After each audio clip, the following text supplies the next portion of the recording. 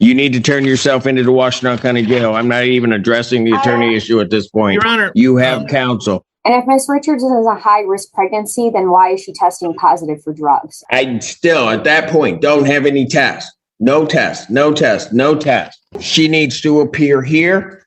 She needs to report to the Washington County Jail by 6 p.m. on the 17th of May. That is tomorrow. Otherwise, a bench warrant will issue. Your Honor. With no bond. Your Honor.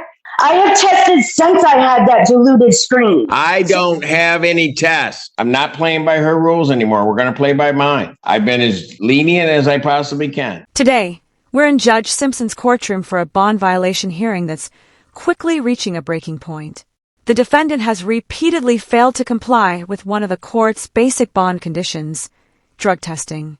According to the court, she missed multiple required tests over several months, and when she finally submitted a sample, questions were raised about whether it had been tampered with. She also explains that she's experiencing a high-risk pregnancy, asking the court to consider her medical situation. Judge Simpson acknowledges those concerns, but makes it clear that medical issues don't automatically excuse noncompliance with court orders. The question now is whether the defendant will receive one final opportunity to comply or lose the privilege of remaining out on bond. Let's dive in. Caitlin Kirby on behalf of the people. Mike Gaddy, Assistant Public Defender on behalf of Ms. Richards, Your Honor. Ashley Richards. Ms. Richards hasn't been testing. What are we going to do on this? She hasn't been testing, and there's a current bench warrant out for her with no bond. Had a discussion with Ms. Richards. She had expressed some dissatisfaction with my office in general and me specifically. I don't know if she's wishing to ask the court for a new attorney. I do have some information that I can immediately refer to the court, but I didn't want to do that if that's the case, since I wouldn't want to step on a new attorney's toes in terms of what they wanted to do. And Your Honor, no, regardless of what Ms. Richards' problems are with the public defender, she has failed to report. She's missed several tests starting from February to April 11th, and then was positive on April 17th and April 24th, and she has an active warrant. As I said, Judge, I have a test as recently as May 2nd that I can provide to the court immediately, along with some other documentation. Again, I just didn't, given the nature of our last conversation, I didn't know quite how to proceed. Ms. Richards? Yes? You haven't been going to testing, according to what I have. I've issued a bench warrant out for no bond. You need to turn yourself into the Washington County Jail. I'm not even addressing the attorney issue at this point. Your Honor, you have counsel. Your Honor, as I said, I have a test from as recently as May 2nd from her primary care physician. She is currently in a high-risk pregnancy. I'd ask the court to take that into consideration here. I would have turned those things in, but for the conversation, and I can do that immediately if the court would wish to give us another date. But given the nature of our conversation, I was between a rock and a hard place. And if Ms. Richards is a high-risk pregnancy, then why is she testing positive for drugs? Well, I think that would be between her and her physician. Today is the 6th. I'm sorry, Judge. Go ahead. Oh, I was just going to say this matter's been kind of rendered a little more difficult because she is in Muskegon, and we're here. We did find a testing facility there. There was no sign. It was actually in a law office.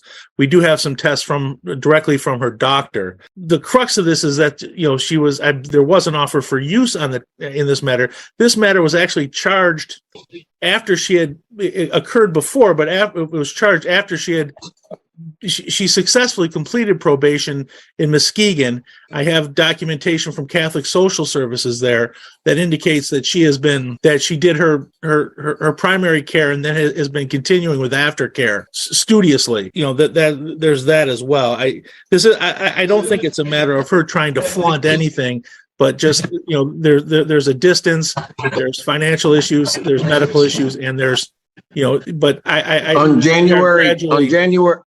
As the hearing continues, tensions rise between the defendant and her own attorney. She argues that important paperwork wasn't submitted, while defense counsel explains that necessary information wasn't provided in time to present it to the court. The exchange highlights a problem judges see regularly. Effective legal representation depends on communication between attorney and client. Even the best lawyer can't submit documents or evidence they never receive. Judge Simpson redirects the conversation back to the issue before the court, whether the defendant complied with her bond conditions, not who's to blame for missed deadlines. By this point, it's becoming clear that accountability, not excuses, is driving the hearing. What do you think? Should missed deadlines caused by poor communication ever affect how a judge evaluates a bond violation? Go ahead. But I'm just going to tell you, on January 26th, I approved that the defendant could test in Muskegon with results to community corrections. I don't have any results. I've been going back and forth. Mr. Gaddy, all along, and I don't know what her deal with your office. You're the only one that's been keeping her out of jail at this point. We further ordered that she could test in Muskegon. She needed to get the number to us. I signed a specific order that PD's office had done that regarding the modification of the location of her testing. We did that that was in late January. We then come through February still, and I don't have any tests. And she has continued not to test. And then I get a report on March 29th. So some period in time, I still, at that point, don't have any tests. No test, no test, no test. Again, gave her a break, didn't do it. And then all of a sudden, I get to March 30th, still don't have any tests. She's not here. And I issue a bench warrant. The bench warrant's been out since March 30th. Again, trying to get tests. Still don't have any tests. Nothing. We've just been continually putting it over. She decides she doesn't want to test. And then I all of a sudden get a test in April that indicates that she's then positive for THC. And then on the 24th of April, that the specimen has been diluted and there's been some adulteration of that specimen test. That was on the April 24th test. Yes, Your Honor. We were here on April 27th, and I still don't have tests. Yes, Your Honor. As I said, I do have a test from May 3rd, from her physician. I can forward that. I believe I also have tests dating back as far as last year that I received this afternoon. I also have like I said, a letter from Catholic Social Services. If perhaps, if I'm still on the case, I'd be happy to submit those things. If the court would consider setting this over for Thursday week, which I think is the next preliminary or probable cause date, I can certainly send those documents. Mr. Gaddy, I understand what you're indicating, and you've been trying to make sure to keep her out of jail, to do all of those things. Apparently, she doesn't appreciate that, doesn't appreciate what the court is saying, and wants to make her own rules. That's not how it works. So here's what's going to happen. Her bond is revoked. She needs to appear here. She needs to report to the Washington County Jail by 6 p.m. on the 17th of May. That is tomorrow. Otherwise, a bench warrant will issue. Your Honor. With no bond. Your Honor, can I say something? You can say whatever you like. I am due on June 5th, and they're taking me on May 28th to have my baby. And I have been testing. I have tested since I had that diluted screen. I don't have any tests. Your Honor, as I said, I can send those tests to the court. This is a unique situation. Had conversations. Well, anyways, as I said, I didn't want to do anything. If there was going to be new counsel, I didn't want to do anything that, it's kind of like do no harm. Were submitted to the judge. I'm sorry? I thought you submitted all those papers to the judge, you and Camille, because I've been working with Camille through your office too. Okay. As I said, Judge, I can certainly put this together as a package and send it to the court. However, there have been some issues that have come up. But if I'm going to stay on that case, I would request the opportunity to do that. And before we take the drastic step of, well, there's already a bench warrant, but before I would just ask for an opportunity to do that and ask the court to extend us to. I'm going to keep my ruling the same. Her bond's revoked. If you want to send something in, you can send it to Ms. Kirby. I will be more than happy to look at it and reconsider. But the judge's patience begins to wear thin as the defendant continues trying to explain months of mistesting. Judge Simpson points out that bond isn't a right, it's a privilege granted under specific conditions. Those conditions exist to ensure defendants remain compliant while their cases move through the court system. Rather than immediately revoking her bond, however, the judge offers one final opportunity to correct the situation before a firm deadline. The message is straightforward. The court has shown flexibility, but flexibility has limits. This hearing demonstrates an important principle of the justice system.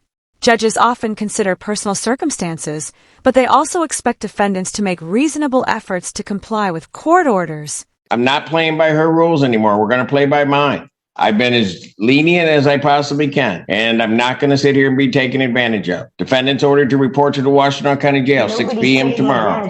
She doesn't report, that bench warrant goes back out, plain and simple. If you want to submit something before in between time, if you guys patch up your differences and she lets you do that, that's fine. Then I'll look at it and see what I can do. But otherwise, that's my order. That's the order that will stand. Did you say? Thank you. I'm sorry, Judge. Just for my clarification, did you say by close of business tomorrow? She's got to report to the jail by 6 p.m. tomorrow. All right. That's what I'm ordering. If you want to submit something to me before then I'll be more than happy to take a look at it and hear from you and the prosecutor on it. But otherwise, that's my order. Thank you.